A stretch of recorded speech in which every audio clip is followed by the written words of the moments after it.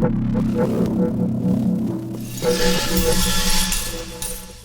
everyone, welcome back to my channel.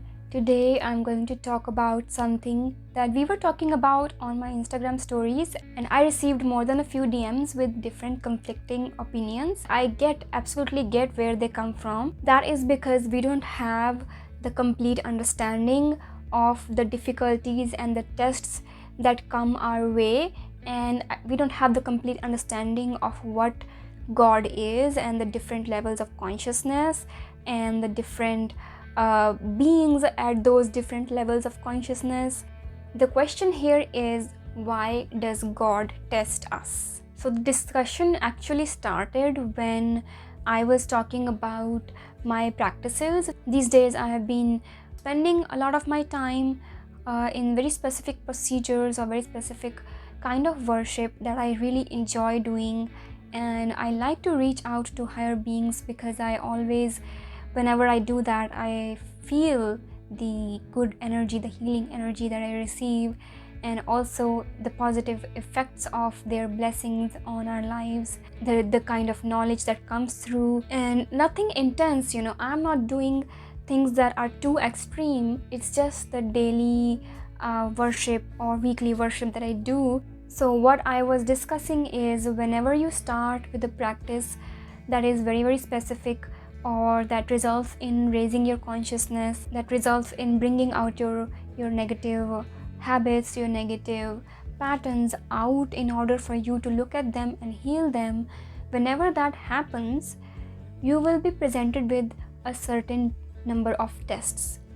So whenever you are working with a higher being, they are like a guide or a mentor in college, right? And what happens when you go to a guide or a mentor? They put you through certain tests, right? They teach you something, they show you something, and then they put you through certain tests. And even before embarking on that journey, on that learning journey, you are interviewed, right? You are asked, why do you want to join this path? And you are required to tell them why, right? So in this case, telling might also include doing, right? So the deity wants to make sure that the time that they are spending on you, the energy that they are spending on you, is going to be worthwhile, right? It may sound weird that, does God do that? By the way, let me first explain. God is present in every single atom of the universe. He is omnipresent, shapeless, formless. He is nothing but unconditional love. God does not get angry, has no negative emotions. He only has one emotion, that is unconditional love. Unconditional love is the emotion of the fabric of the universe. Now you might ask, how is black hole unconditional love? The thing is, it is, but there is no one to feel that, or there is no way for us to feel that there. When you come to God at that level, at the atomic, at the quantum level, you don't even worry about these things. Nature is nature, and nature can be brutal sometimes. What we think is brutal is just the cycle of nature, right? So that is God. And you might just call that omnipresent God as indifferent, and that is also true to some extent, different philosophies. So that is God. But what are deities? Deities are, you can say, one step below God, and for us they have such a power that for us they are anything but God, right?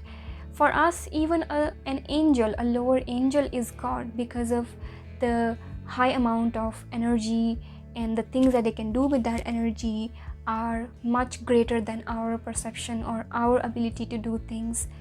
Humans are just limited by our 5 senses, physical senses. And if you are practicing inner exploration, if you've read my book, you might know that there are also psychic senses, so you can develop them as well. But ultimately, it is our brain, it is these 5 senses that have to collect the information and process in our physical brain, right? So we are limited in that way, and any higher being is far more than we can ever imagine. And that's why we call everyone higher than us as God. God is the ultimate omnipresent energy that is present everywhere, even in dirt and filth, and it is more or less indifferent, but also if you tap into their energy, you feel unconditional love. And then deities or archangels are 1 or 2 steps lower than God, and there are many other deities that are even lower, and angels that are even lower, and they are much easier to reach than the ultimate God or the ultimate, very higher deity. So these deities have different departments, you can say. So that is like the president. God is like the president, and the deities are like the different ministers. The highest deities, those can be like the senators, those present in the higher levels of the government, those ministers that are not directly associated with the people.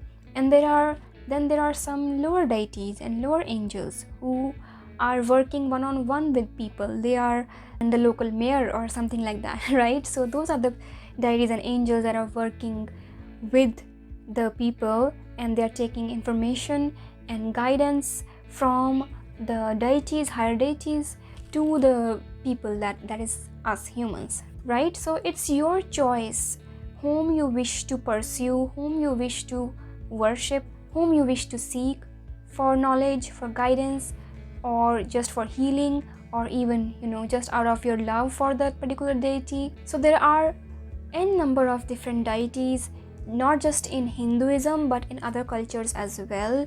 So you have like thousands of deities to choose from depending on what your goal is, and that is okay. It's not selfish, because when you work with a deity, you rise up in consciousness, and that helps not just you but everyone around you, everyone who comes in touch with you. So it is in no way selfish. Before filling other people's cup, you have to fill your own cup, right? Before teaching others, you have to learn yourself first, right? So it is always good if you want to do that, if you want to pursue, if you want to worship a particular deity for a particular goal that you have, even if the goal is materialistic. Because you can go to a certain deity for a materialistic gain. Let's say you want to worship Lord Ganesha so that your business flourishes, right? Your business earns more revenue. Now that may sound like a materialistic goal, but in order to be able to earn more revenue in your business, what qualities are Lord Ganesha going to help you gain in yourself?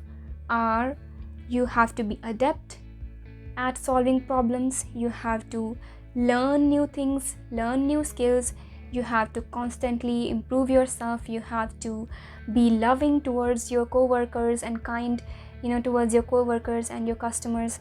You have to take the interest of your customers first, and you have to invest in your business.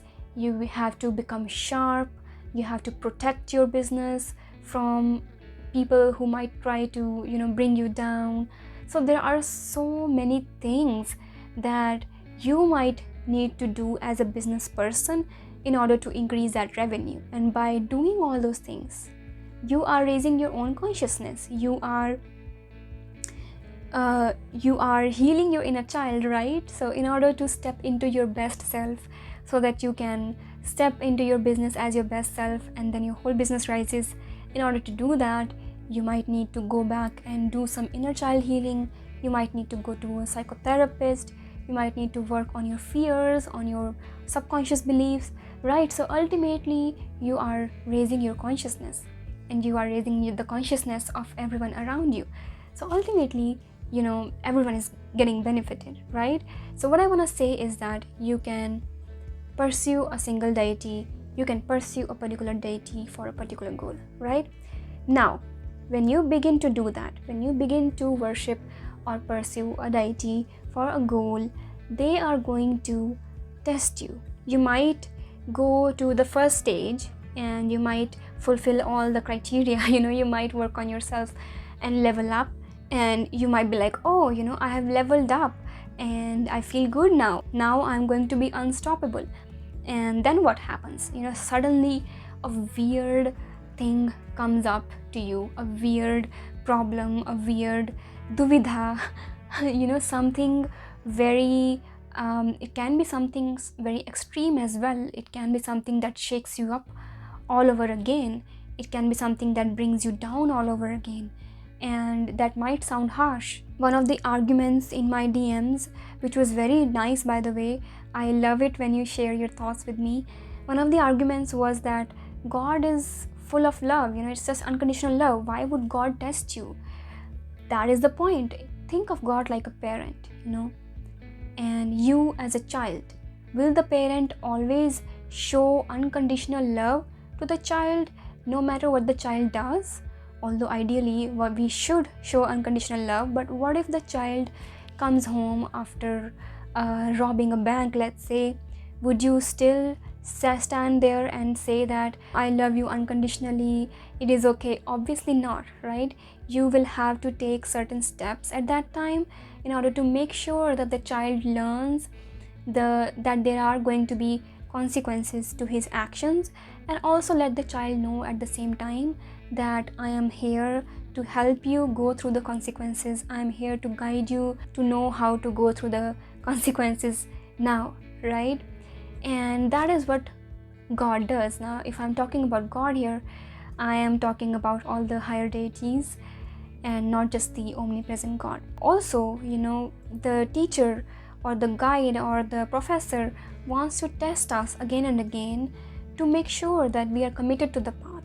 What if you are on the path right now, and after gaining one thing, after gaining one achievement, you just forget your path. You forget why you started this. It's not going to be of any problem to the deity, but it's going to be problematic for us, right? If we just stop focusing on ourselves after just, a few steps, right? And it is normal and it is human to fall back to our old habits, by the way. It is completely okay to do that. It is completely okay to rest. It is completely okay to take time off from worshipping someone or something, or going after someone or something. That is completely fine. But all that time you should be aware of what you're doing and know why you're doing it. And if you do want to be committed on the path, then you want to gently pull yourself back, right? So that's what I did today. I got out of my habit of filming videos for all these months because of the other work that I was doing, and I was aware of that, right? But I was not beating myself up for that. And today I just gently nudged myself back into it, right? So it's the same thing. That is why the deity wants to test you every now and then to see how committed you are to yourself, right? Not to anybody else, to yourself, how committed you are. And it's okay, you will fail a few times, and failure is completely fine.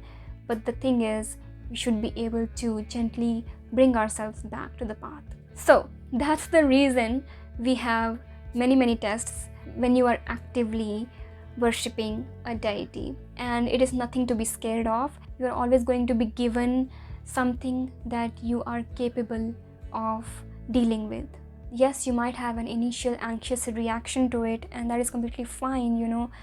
Every one of us is traumatized in some or the other way, and when we get a challenge like this suddenly, we might feel like a panic attack coming up, and that is completely fine. But you need to have certain tools to be able to deal with them. And you should be like, whatever test the deity throws in my path, because I'm so equipped, because I'm being guided, because I have gained all this knowledge and I'm working on myself, I will be able to deal with it. And by the way, I have a new website. Go check it out. The link is in the description. See what interests you on my website. I'll see you next time. Have a wonderful rest of your day. Bye.